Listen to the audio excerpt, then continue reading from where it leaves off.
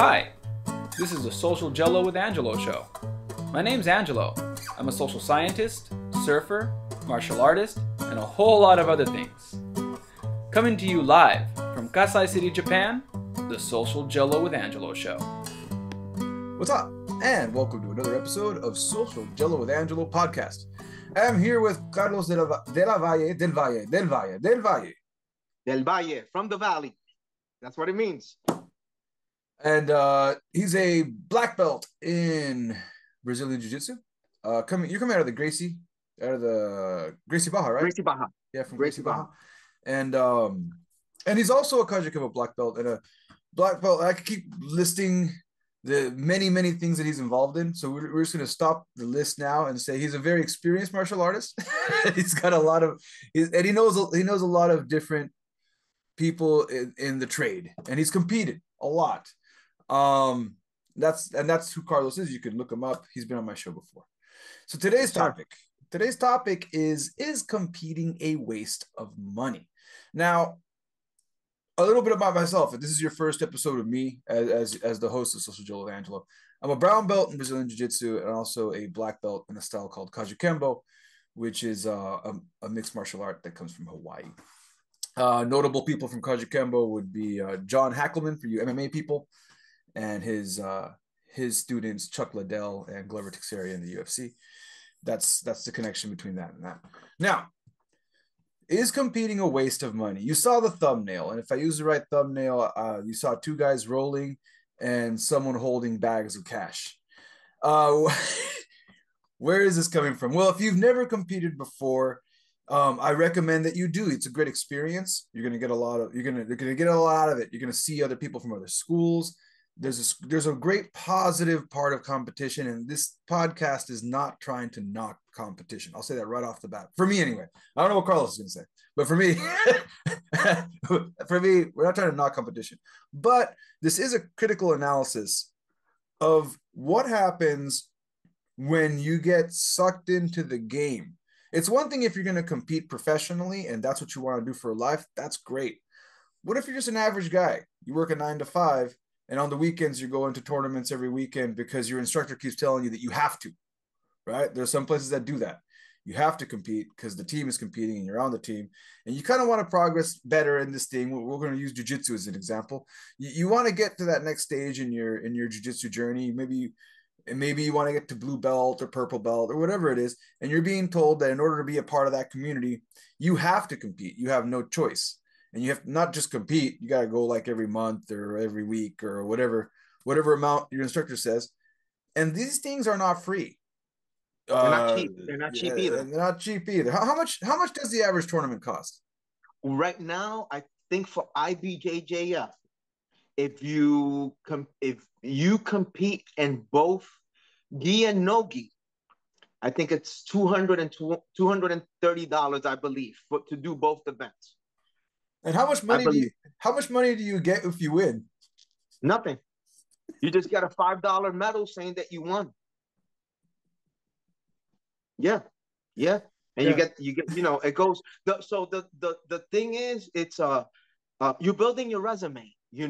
People want to see that you competed. Some people don't want to compete, and that's fine. But you have to build your resume. Like, I'm not a heavy competitor like I used to be when I was younger, but I competed. It's in my resume. I competed in karate, I competed in jiu-jitsu, I competed in judo. I did it. It's in my resume. So I know what it feels like. I could coach somebody because I know what it is to deal with that stress. I could get somebody ready for a competition because I know what's involved in it. I know what the calls are, in different things, in karate, in judo, in sambo. I'm a certified referee in sambo, right? And so I know what the calls are, but in order to be able to do that, you have to be part of it, On the flip side to it, it's expensive. You got a single mom that wants something good for their kid to do. You can't do this all the time. It's not cheap. You could hit a local tournament. They're not cheap either. They're not cheap. But But it's a good thing to do. You know, it's how you pressure test what you know. You're going against somebody that you don't know that's been training just as hard as you have, you know, and they want that gold medal, that $5 pieces of metal or a trophy, depending what you do, just as bad as you do. But that's how you experience somebody going at you hard that you don't know. They don't care about you. You know, you don't care about them. You know, there's a referee, there's going to be safety, there's, you know, you have the match. But that's how you experience somebody going after you hard, you know, and that's when you actually test your martial art, you know, whether it be Muay Thai, whether it be karate, whether it be Brazilian Jiu-Jitsu, whether it be judo. That's how you pressure test, you know, your style. You know, somebody's coming after you hard. You know, they want their hand raised and they want that, or maybe for a guy, their girlfriend's watching, they want to win, you know, yeah, they want to win.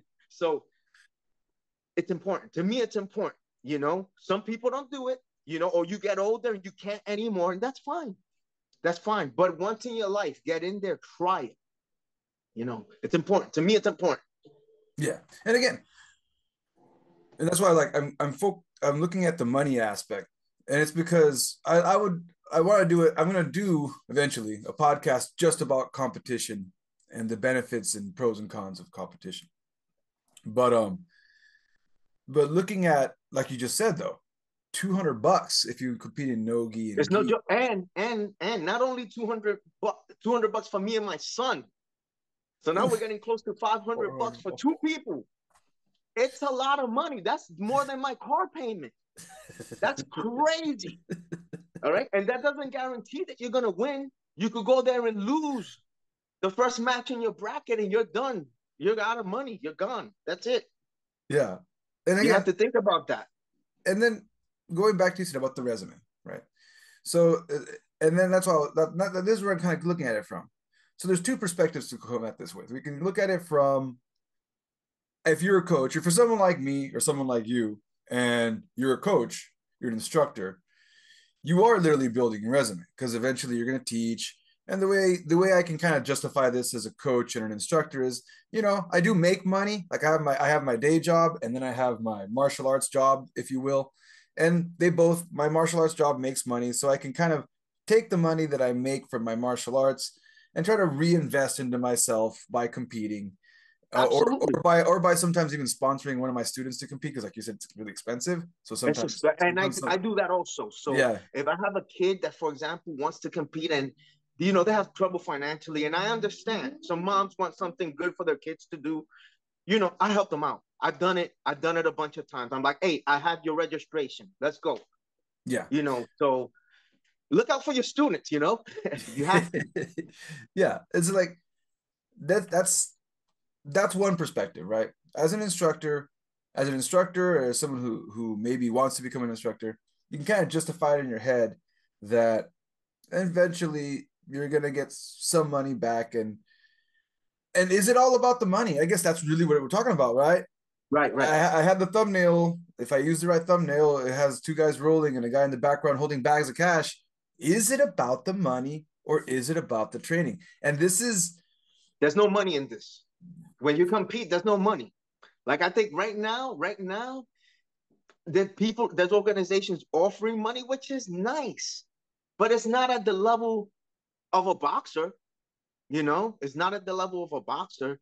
You have Olympic wrestlers, you know, doing high level competitions now in MMA. They're not making the type of money that boxers make. Boxers make the money in combat sports. They're the ones, you know. But there's no money in this. You do it for the love of it, to get your hand raised, you know. You've seen wrestlers, they make nothing. Their ears are like cauliflower ears. There's nothing. You know, right now, I think that there's certain people pushing a little money here and there, but you're not making ridiculous amounts of money. I think right now, the biggest payday was, who was it? In UFC. He won the double, who was it? They just had that amazing fight over the weekend. Last weekend. Was it UFC 300? Yeah. Was that Mark Holloway?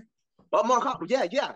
You know, yeah. I think that was one of the biggest paydays. He got the double bonus of the night. you know, and that's how many years did it take to get there? You know, Oh, that was okay. Wait, I just found something here. Okay, so let's go here real quick, and I could be wrong. And this article is from 2024, February 2024. So we're not sure. Let me see how much you said Max Holloway paid a UFC 300 he made. Nah, Holloway received a performance night bonus of $2,729, right? Holloway and Jurisi both received the performance of the night payment. Later earned how much did you what was Max Holloway's payday? What was it? It is like I'm getting different figures for the yeah. He got fight, the but double bonus of the night, so he walked out with 600,000, okay. and then whatever he got to win that was just the bonuses to win the. So how long did it take to get to that point? And this is UFC. That's crazy. So You know, like, so imagine just a normal grappler. and then here's the other crazy thing.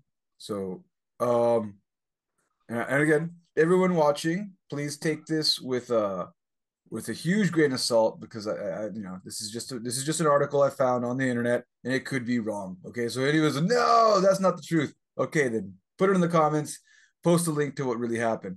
But according to the Sportster.com, the 10 biggest payouts in UFC history, what's standing out right here is the payout to Brock Lesnar, who earned a staggering $8 million for his return fight at UFC 200. That's crazy, right? That's So, crazy.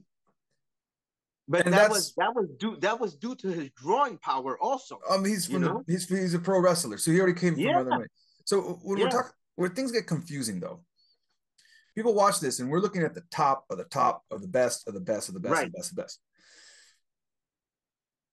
The other person, the average person, the person who is working a 9 to 5, who wants to be able to, everybody walks in, I want to be able to defend myself.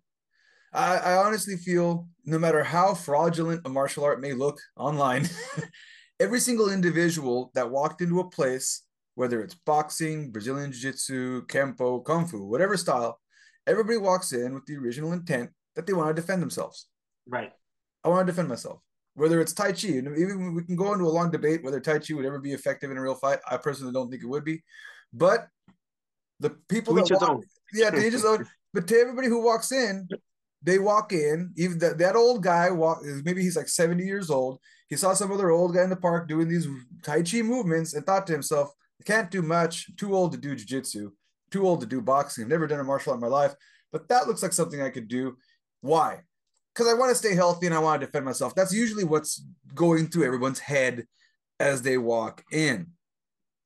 And then there's like this other world of tournaments competing, like, and a bracket of people that, like Brock Lesnar, 8 million.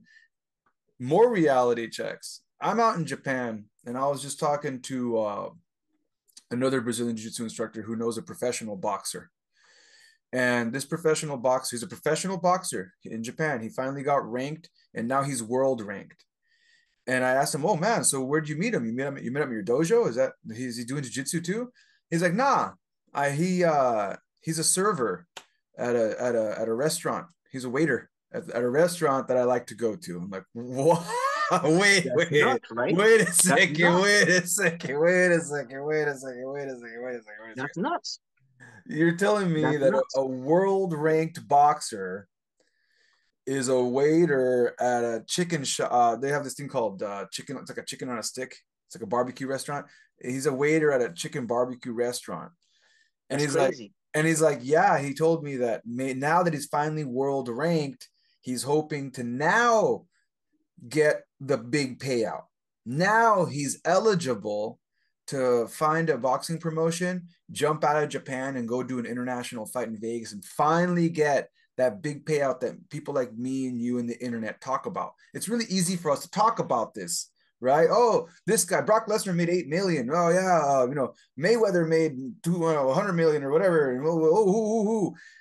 We're talking about the top of the top of the top, and we're always forgetting about the fact that there's literally thousands of other guys that never get to even that point. And to get to that point, you got to live off peanuts.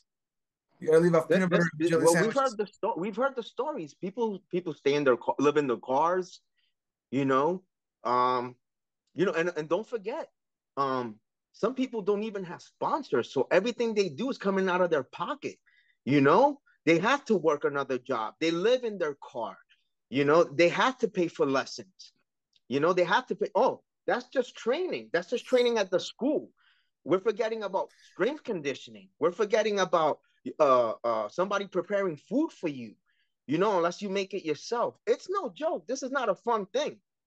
It's not a fun thing. People, people see you ever seen that meme where it shows the top of the glacier and it shows when you win, but then the bottom is all big and it shows you losing fleet, losing money, losing friends, Injuries.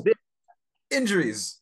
Injured. Oh, yeah. So we're talking about, right? The topic of this podcast, again, I'll keep reminding y'all, is competing a waste of money. Don't forget about the injuries. That is cost. That is money. And you're going to get injured. Not only injuries, injuries become another thing if you don't have insurance. Now that's coming out of pocket. You see dudes with stitches, with cuts like this, and they're crazy gluing, injuries that they can't afford to go to the emergency room.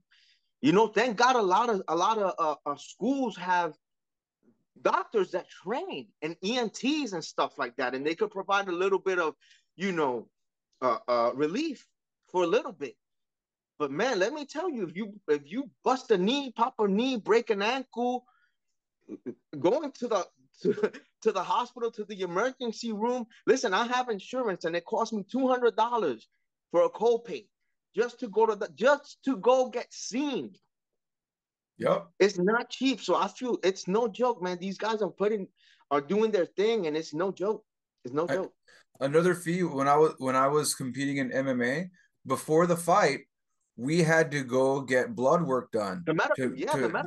So like they even though it was a small venue, they wanted to make sure that we weren't using any performance enhancing drugs, and they wanted to make sure that we didn't have any type of diseases that were going to be transmitted because you're bleeding on each other. All that stuff. All that stuff, right? Yeah. And hepatitis C, all that. Yeah. Yeah. And the promotion's not paying for that. That's coming out of your pocket. $140. $140. Not to mention registering for that fight was another $100 and something. So I went $240 in the hole. For a medal. No. In MMA, you don't even get a medal. You got to do a lot of fights if you want a medal or a belt. Usually it's a belt.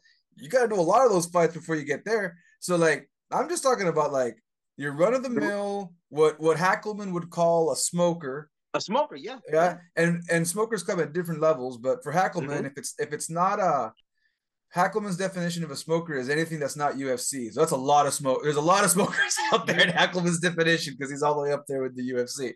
So like I was fighting for what would be considered a big promotion in Japan, but still considered a smoker because no one's ever heard of it outside of Japan.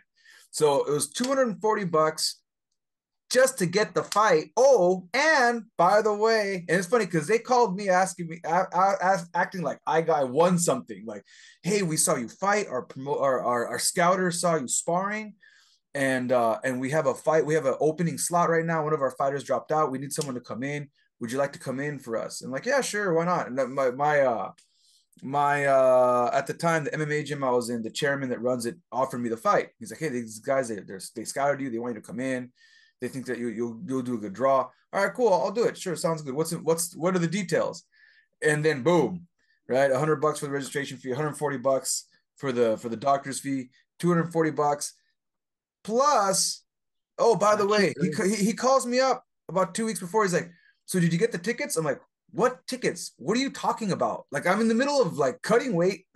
I'm in camp. Training my ass off. Sell tickets. That's right. And it's like, oh yeah, you got to sell at least 10 tickets. Otherwise, they're gonna charge you another $100 for not promoting the show.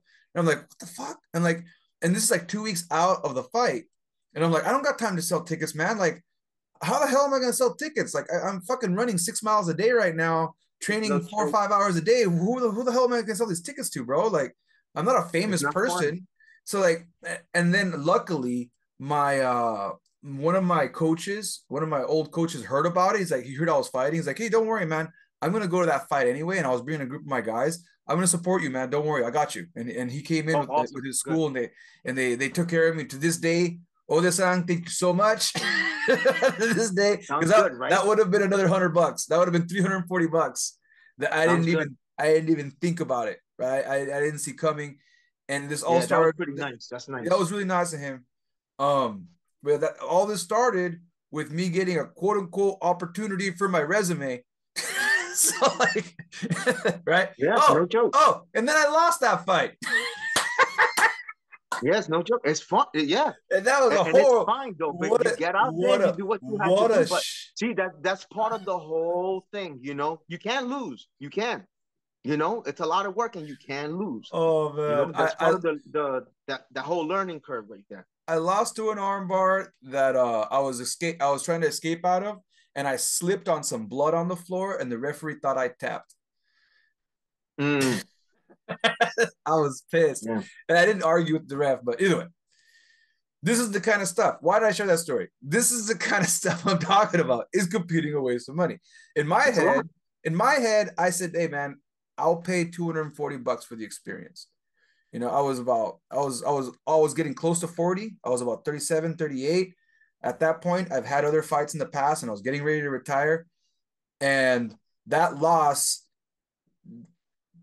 made me come back hard, and I started competing. Started competing because I didn't want to retire with a loss. That's really what happened. And I started pushing. Either you win or you learn. That's it. Yeah. Well, you always learn technically. you learn or you learn, and maybe winning and learning is a lot funner than losing and learning. That's no joke. This whole thing is no joke, man. It's no joke. It's no joke. The life of a fighter is incredible. It's incredible. These guys do a lot of craziness, you know. But you know, in the end, I personally, I think everybody should compete just to see what it feels like for somebody to come at them, you know, with the intention of hurting you. They want to hurt you. That person wants to hurt you, and you have to, with the same you know, skills that you have. You know, you Brazilian Jiu-Jitsu versus Brazilian Jiu-Jitsu. What better way to test it out against another person that wants that piece of, you know, $5 medal just as bad, you know? Or in my case, just a pat on the back. There is an organization, I think it's Grappling Industries, that just came out with a new format where you pay, I think it's $700, and it's a lifetime fee. And you could enter in all their tournaments for that fee. You don't have to pay anymore. How much? I think it's 700. Oh, okay. I believe. I don't. It could be more. It could be a little bit less. I think I remember 700. But you pay that fee, and you're a life member to that organization. Wherever they are, you could compete for. It's paid for. It's paid for. So I mean, if you're a big time competitor and you hit the circuit 10 times, I think the money pays for itself. Yeah, and then we also gotta. You know, while I'm sitting here, complaining about the money, we got to look at it from the promoter standpoint.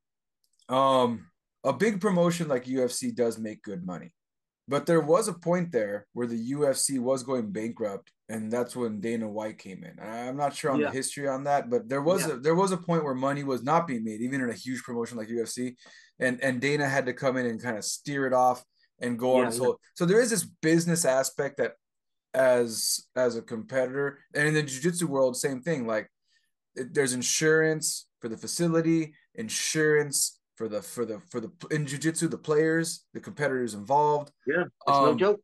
There's you have to pay the referees, you have to pay the referees, you got to pay the judges, everything. Yeah. So there is a lot of money involved to get an event like that rolling. So for some of you thinking about, is competing a waste of money? There's another side of this. The people that are running it, a lot of them aren't making money either. This is like everyone's pulling together, just throwing money at this thing to feed this passion that everybody wants to be a part of. And the money, in some cases, some have argued, goes to the wrong people, and probably does. But in a lot of cases, no one's making money. I have yet to see a referee pull up in a Ferrari. Now, one time Here's one more fun story. Unless they do Taekwondo. For some reason, those guys make money. I don't know their business model. I don't know, man. They make money for no reason, man. I don't get it. Whatever they're doing, everybody needs to do because they make money like it's no one's business. I'm like, what the heck? I don't get it. I don't get it. Nothing against my Taekwondo brothers, but whatever they're doing, their format, it's crazy. Hey, bro, McDonald's sells a lot of burgers. That's all I gotta say. So like, yeah, whatever they're doing, that formula works for them, man. I don't know. So yeah, I was gonna say there was one tournament I went to out here in Japan. It was a kickboxing. It was a kickboxing match. I got a medal for that one. Probably like $3. But like when I got there, I noticed that all the judges and chairmen were all wearing really nice suits, and they were all driving like Maseratis and Ferraris and these really fancy cars. And I'm like, what's going on here? And then later as I'm leaving, I'm also noticing that they're all in the middle of summer. They're all wearing long sleeve formal shirts in Japan. This is kind of weird because it's hot. Normally people don't wear long sleeves, like they're covering tattoos or something. And then when my wife leaves, she's like, those guys were all Yakuza. Oh, geez, that's different now. Yeah. I'm like, oh, okay. So this is like their side hustle. You're right. It's their side hustle. They all get some money off the kickboxers. I'm sure some of those kickboxers had the full tattoos. I think some of these guys are in the mob. I love it. I love it. Yeah, no joke, man. Those guys are serious with that stuff over there. So there it is. Is competing a waste of money? So to me, no. Yeah. It's not a waste. It's not a waste of money. Get in there. You know what? And if you can't afford it, schools should, have a day where, like we have days at my school over here. We go at it hard. Everybody's, competition level training, competition class, and go to open mats. See how it is. See how it feels to go against different people from different jiu-jitsu schools. Everybody's training a little bit different. Go. If you get invited, go learn. See how it is. You get so used to the people in your school. You get used to their style of fighting, the way you do things. Go to a 10th Planet school. See how your no-gi style goes against their no-gi style. Go. If a sambo school has open mat, go to a sambo school. See how they roll. Go test yourself. Yeah. Go. It's that's what I like about the grappling community. We have open mats, and it's nice, man. It's you build brotherhood, friendships, and all that stuff. You're gonna have your shit talkers all over the place, but whatever, man. Otherwise, I've never had a bad experience. I go, I have a fantastic time in every school I've been. Everybody's welcoming. You get some nice rounding. Even if you're hurt, just tell the person, hey, can we drill? Can we go light? That's fine. That's fine. Get in there. Get that experience in, man. It's a beautiful world, man. And you get to know people. That's how I meet. Through fighting, I've met so many people. Through jiu-jitsu, through kaju kembo, through sambo, through judo, Muay Thai, eskrima, everything, Filipino martial, everything. It's opened up my world of brotherhood, my brotherhood, and sisterhood, right? We're all together in this. I've met a lot of badass women in combat sports. It's no joke. It's no joke. Whoever says, oh, I don't want to train with women, I don't know who you're training with, but the girls I train with, whoa. Yeah. They'll fuck you up. Yeah, go with one of these girls, and they're gonna put it on you. They're gonna put it on you. They're not here to play. Yeah, no. We always said it. My instructor used to always say, in our school, the girls they go twice as hard because of the stereotypes that they're facing. We told the girls that you got to go twice as hard. If you ever you have no reason and no room to be holding back. And so they train, and when they go in there, they're really training for their life. No joke. That's what it is. No joke. And fall asleep on them, bro. Fall asleep and don't do that. Yeah. Fall asleep on one of them. Then you're gonna get caught in the arm. Yeah, yeah, it's no joke. So yeah, my suggestion is that if you can't afford these tournaments, because they are expensive, man, hit one once in a while, just to get your feet wet, just to see what it is. It's a different experience when you have all these other teams, everybody's yelling, you have these coaches speaking Portuguese, and it's no joke, man. It's no joke. Everybody's cheering, you can't hear your coach yelling at you, you get the tunnel vision. Everything, time slows down. You're like, oh my God, what's going on? A 3-minute match seems like 10 hours. You have to experience that. You have to. But, if you don't do it all the time, do it once just to get it in your system. You might get addicted to it, and then go to open mats, and get in there. They happen all over the place. They usually announce them. You have open mat this day. We have open mat that day. Go to seminars. The seminars offered in other schools. You have all these high level guys coming through. Just go learn. Go learn. Don't limit yourself. Go learn. Go have fun. And another thing that for those of you that can't afford it, like he said, Carlos talking about the people that might not be able to afford it, and they still want to have that kind of feeling beyond open mat. The good news is about competition is if you're training with people that are competing, right, you're going to experience that a little bit. Open mats are not that hard to access. In fact, I just went to one yesterday. Absolutely. You'd be surprised how easy it is to contact another gym and ask them to come on in during a session. There's also cross-training events Absolutely. where they have people from different styles and they're all training together. And if you can't afford to go to a seminar, because those can be expensive too, and you can't afford to go to a tournament, the cool part about training with people that do end up in that environment is that you will get to experience, especially at the really bigger ones, the bigger open mats, they start getting a tournament feel. Like the teams will start cheering on their guy because it's a different team, and you'll start getting that feel without the price tag. So that's something that definitely you can look into. And one thing, and when you go to these places, so one of my friends, man, he rests in peace, Big Rob, he passed away a few years ago. One thing that he told me that always stuck with me, he said, treat your martial arts training like going to college. All right, take notes and learn. So take a notebook with you, and when you go to these events, write stuff down, because you're gonna get a little tip from here and there, and you're gonna be like, oh, these people do this different here. Write it down, learn, ask questions. That's one of my things I always post. Ask questions. Ask. All right. These guys are not gonna be hard asses on you about questions. Everybody that I've met's been nice enough, to be like, hey, no, do it like this, do it like this. They'll be more than happy to help you. Like, at least in the grappling world, all these high level champions, they're accessible. Mm-hmm. You can train with Marcelo Garcia. He'll be teaching the class, he's right in Manhattan, that's how it is. You have my teacher, he has schools in Florida now, but Joe Scarola, he'll be here this week teaching. You have access to him, they're all over the place. You go to one of these competitions, you see Matt Serra, you see the Mendez brothers, they're walking by, hey, professor, what's going on? How are you? And this and that. They're accessible.